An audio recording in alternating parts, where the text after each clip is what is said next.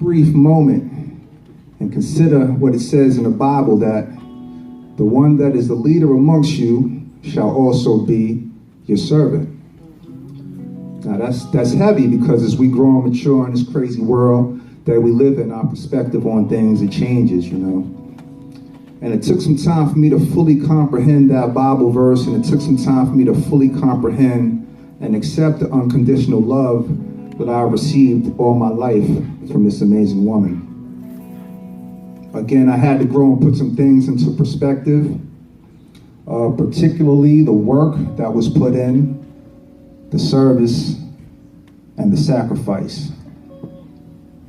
Just as a quick backdrop, you know, we're talking about a black woman, single mother, 3 kids, in the 50s and 60s, mind you. In Brownsville, Brooklyn, mind you, that made every sacrifice imaginable to provide a better life for herself and for her family. So I just want to let that marinate for a minute. See, although I can try, I could never really imagine for one moment what those shoes really felt like. See, I was lucky. I just woke up one day in the late 70s in a big old 4-level house in Brentwood, Long Island, with a garden and an in-ground pool surrounded by my family. And I mean all of my family. She held everyone down.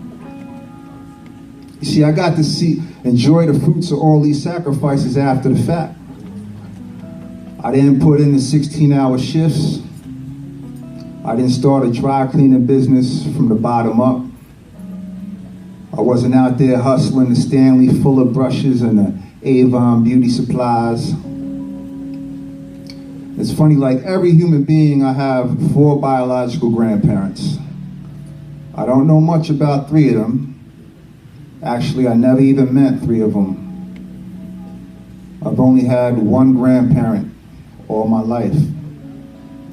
And when I really take that into consideration, I have to ask myself, what would my life have been like if that 1 grandparent didn't do what she did? If that 1 grandparent didn't sacrifice her life for us and for her family? So when I use the term boss, I don't mean like she's the employer and I'm the employee, or she's an overseer that's making some outrageous demands of me.